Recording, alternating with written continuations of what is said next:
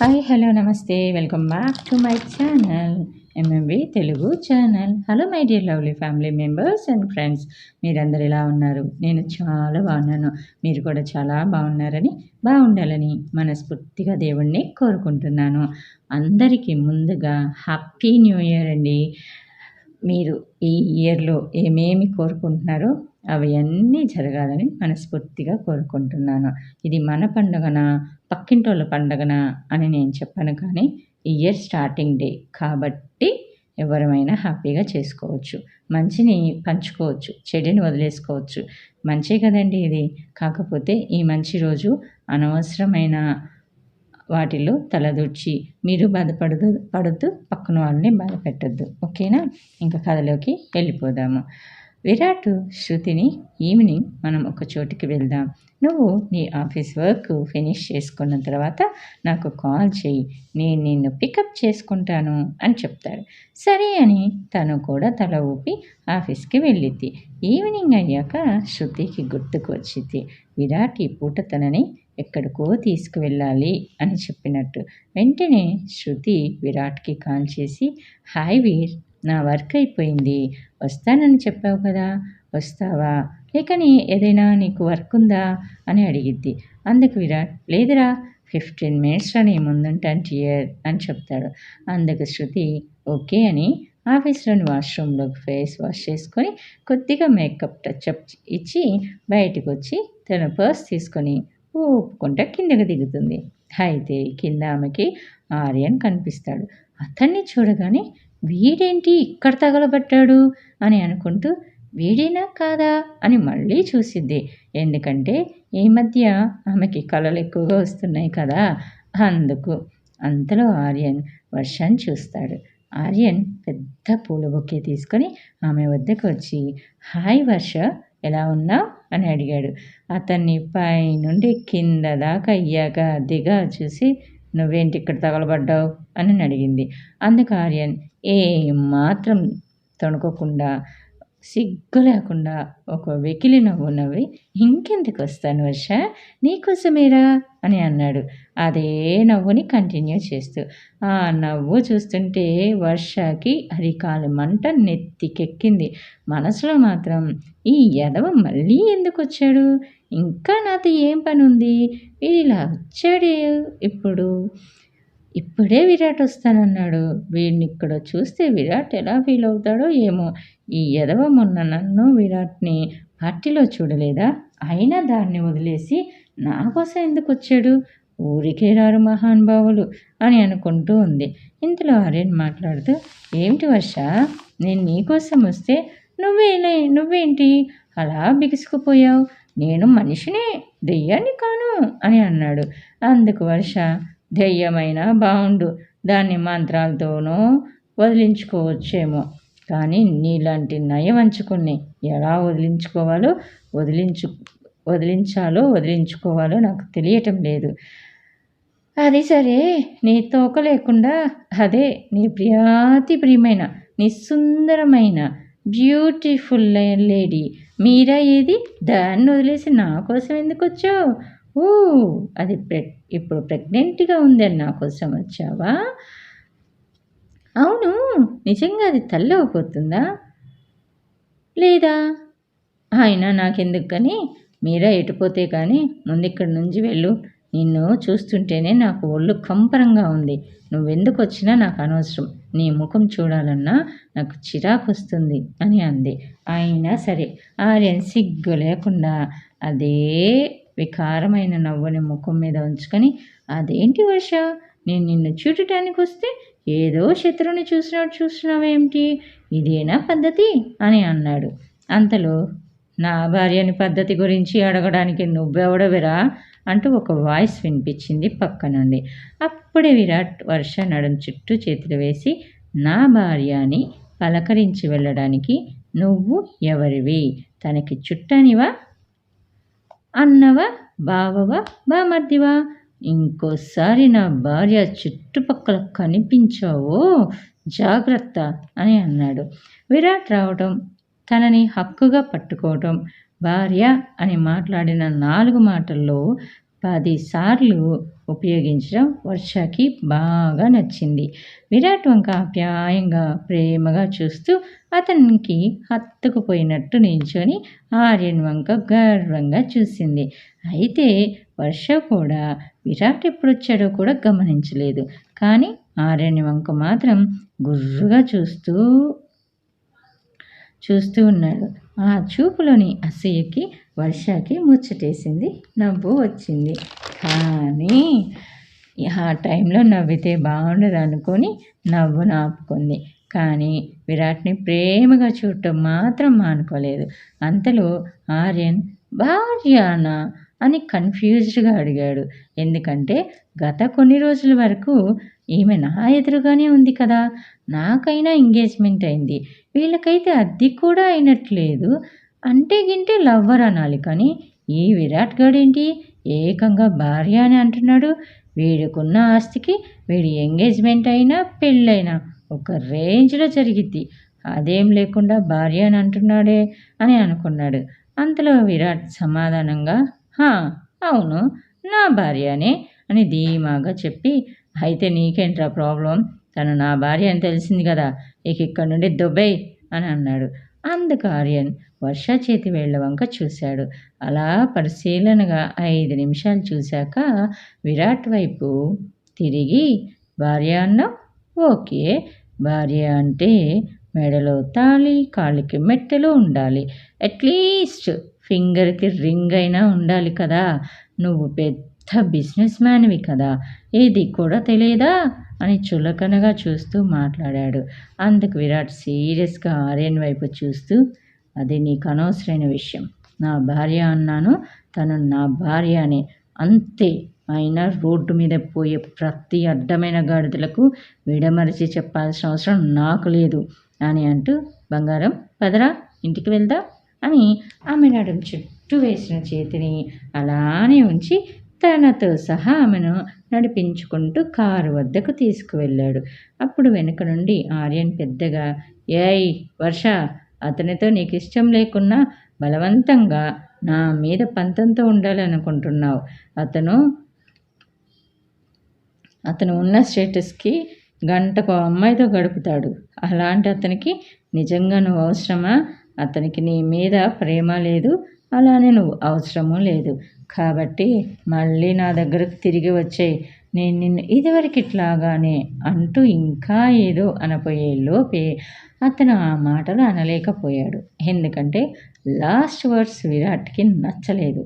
ఆర్యన్ ఏ అర్థంతో మాట్లాడుతున్నాడో తెలుసుకోలేని చిన్న పిల్లాడు కూడా కాదు కదా, అందుకే అతని మూతి ముక్కు ఏకమయ్యేలా కొట్టాడు. విరాట్ కోపం పీక్స్కి వెళ్ళింది. అందుకే ఆర్యన్ ఒక్క దెబ్బతో ఆపకుండా ఎడాపెడా కొడుతూనే, యారా, ఎంత ధైర్యరా నా భార్యతో అలా మాట్లాడటానికి, నువ్వెంత, నీ బతుకెంత, నువ్వు నా భార్యని అంటూ వాయించేస్తుంటే వర్షకి చాలా ఆనందం వేసింది. కానీ అతన్ని ఆపడానికి ట్రై చేస్తూనే ఉంది. ఎందుకంటే అప్పుడే ఆఫీస్ అయిపోవడం వలన తన తోటి ఎంప్లాయీస్ అందరూ అక్కడే ఉన్నారు. అలా అందరి అటెన్షన్ని తీసుకోవడం వర్షకి ఇష్టం లేకుండా పోయింది.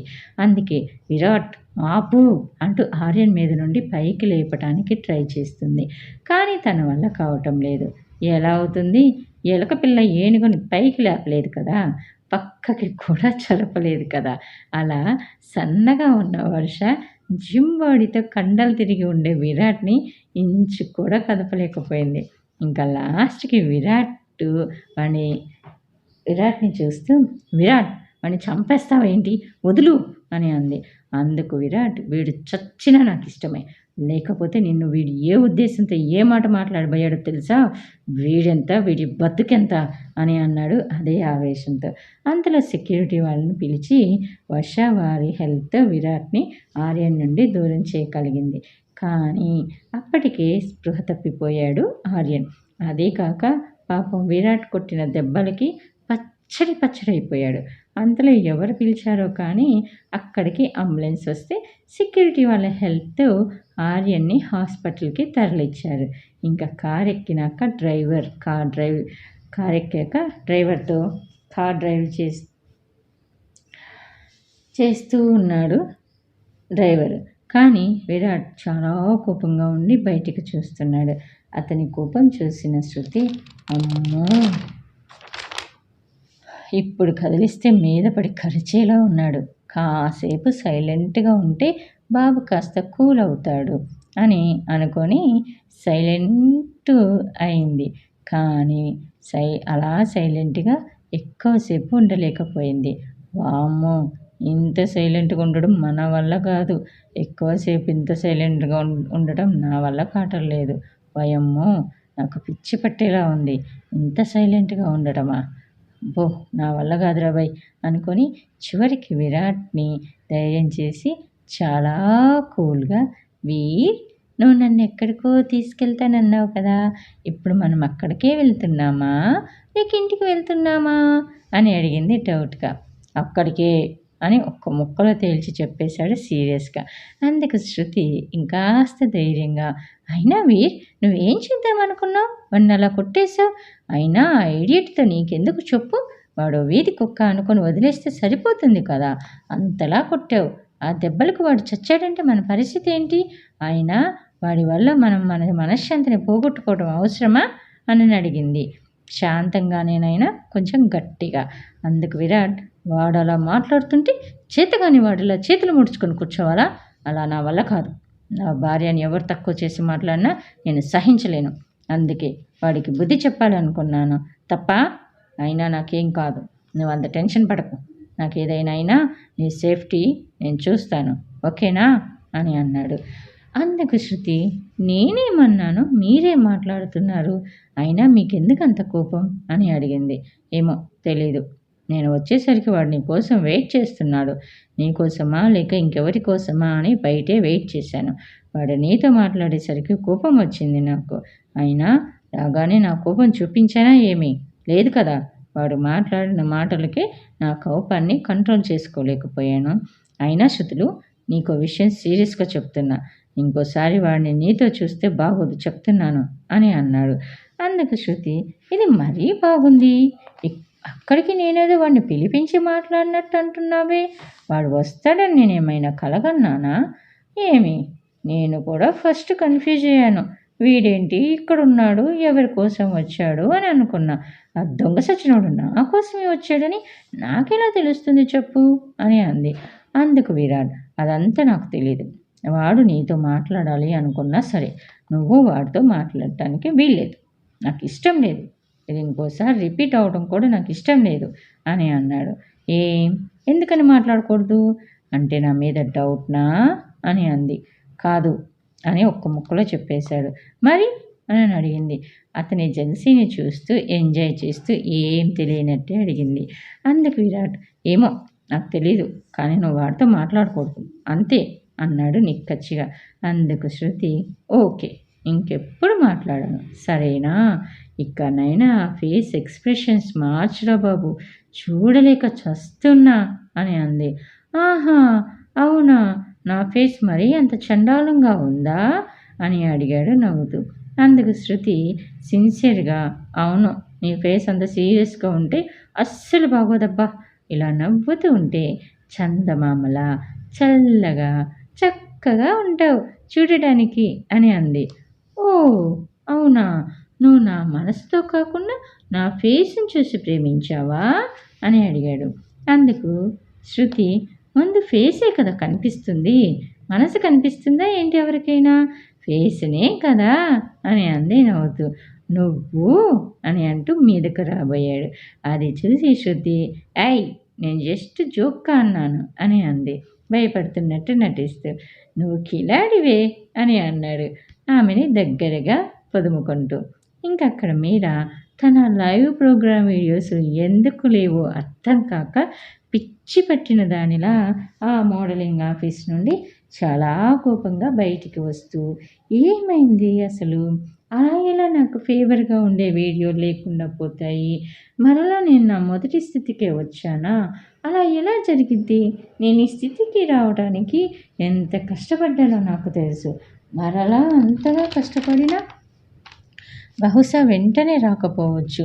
ఇది ఆ వర్ష పనా లేక ఎవరి పని అయినా ఆర్య ఫ్యామిలీని ఢీకొట్టే వాళ్ళు ఎవరున్నారు అని అనుకుంటూ ఆర్యన్కి కాల్ చేస్తుంది.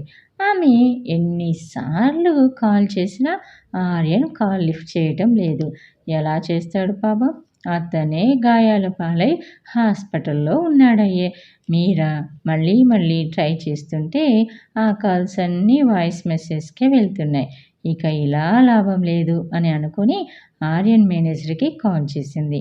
అతను కాల్ లిఫ్ట్ చేయగానే ఆర్యన్ ఏం చేస్తున్నాడు, ఎక్కడున్నాడు అని వరుస ప్రశ్నలు వేసింది. అందుకు మేనేజర్, మేడం సార్ హాస్పిటల్లో అడ్మిట్ అయ్యారు అని చెప్పగానే ఆమె వివరాలు కనుక్కొని అక్కడికి వెళ్ళి చూస్తే అతను ఫుల్గా బ్యాండేజ్తో కనిపించాడు. చావు తప్పి కన్ను లొట్టపోయింది అన్న మాదిరిగా ఉన్నాడు. అతని కన్ను బాగా నల్లగా అయ్యి పెదవులు చిట్లి స్వాలో అయ్యి చూడగానే ఎవరితోనో బాగా ఫైట్ చేసినట్టుగా కనిపించాడు. మీరా అక్కడున్న నర్స్ని చూసి అసలేమైంది అని అడిగింది. అందుకు నర్స్, నాకు తెలియదు మేడం, ఎవరో సెక్యూరిటీ డ్రెస్లో ఉన్నవాళ్ళు ఇతన్ని ఇక్కడ అడ్మిట్ చేసి వెళ్ళారు అని అంది. అందుకు మీరా అవునా సరే అని బదులిచ్చింది. నర్స్ తన పని తాను చేసుకుపోతుంది. మీరా కోపంగా ఆర్యన్ వైపు చూస్తూ ఉంది. ఇద్దరు కాసేపు అయ్యాక ఇద్దరు వేడివేడి సూప్ తాగుతూ ఆర్యన్కి కూడా తాగిస్తూ, ఇప్పుడు నువ్వు ఎవరితో ఫైట్ చేశావు, అంత అవసరం నీకేమొచ్చింది అని అంది. ఆర్యన్ ఏం మాట్లాడలేక తిరిగి మత్తుగా పడుకున్నాడు. అతన్ని చూస్తేనే తెలుస్తుంది బాగా చితక్ కొట్టించుకొని వచ్చినట్టు. కానీ మీరాకు అర్థం కాని విషయం ఏమిటంటే ఎవరు అంతగా కొట్టారు, అంత అవసరం ఏమొచ్చింది అని ఆమె బాధ. ఆర్యన్కి దెబ్బలు బాగా తగిలాయని కాదు, ఇప్పుడు తన పని కాకుండా పోయింది, అది ఎలా అని ఆర్యన్ని కనుక్కోవాలి అని. కానీ అతన్ని చూస్తే మెడిసిన్ మత్తులో ఉన్నాడు. అది కూడా ఫ్రెష్గా తను తిన్నట్టు ఉన్నాడు.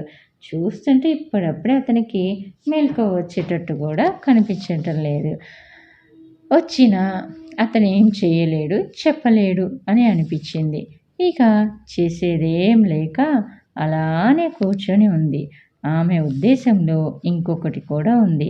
అతను అంత బాధలో ఉంటే ఆమె అతని కోసం పడిగాపులు పడుతూ తిండి నిద్ర మానేసి అతని కోసం ఆరాటపడే మంచి భార్య అని అతను గుర్తుపెట్టుకోవాలి అని ఆశ. అలా అయితేనే ఆర్యన్ ఇంకా తనకి దాసోహం అయిపోతాడు అని అనుకుంది. ఇక ఇక్కడ విరాట్ శృతిని కారులో తీసుకెళ్ళి ఒక దగ్గర ఆపాడు. శృతి కిందకు దిగి చుట్టూ చూసింది. ఆమెకి అర్థం కాలేదు వాళ్ళు అక్కడికి ఇప్పుడు ఎందుకు వచ్చారో. ఎందుకంటే వాళ్ళు గ్రేవ్ యార్డ్ వద్దకు వచ్చారు. శృతి విరాట్ వైపు చూస్తూ, నువ్వు నాకు ఇస్తానన్న సర్ప్రైజ్ ఇదేనా అంటూ ఫజిల్టీగా చూస్తూ అడిగింది. అందుకు విరాట్, శృతి నాతోరా అంటూ ఆమె చేయి పట్టుకొని ఆ శ్మశాన వాటిక లోపలికి తీసుకొని వెళ్తున్నాడు. శృతికి ఏం అర్థం కావటం లేదు. ఎందుకు ఇప్పుడు నన్ను ఇక్కడికి తీసుకొచ్చాడు, ఏముంది ఇక్కడ అని అనుకుంటూ విరాట్ చేయి గట్టిగా భయంతో పట్టుకొని అతని వెనకనే నడుస్తూ ఉంది.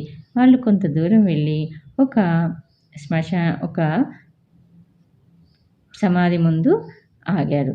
దాని మీద ప్రేమపూర్వక జ్ఞాపకార్థం మిస్టర్ అండ్ మిసెస్ కొర్లిన్స్ అనేసి ఉంది.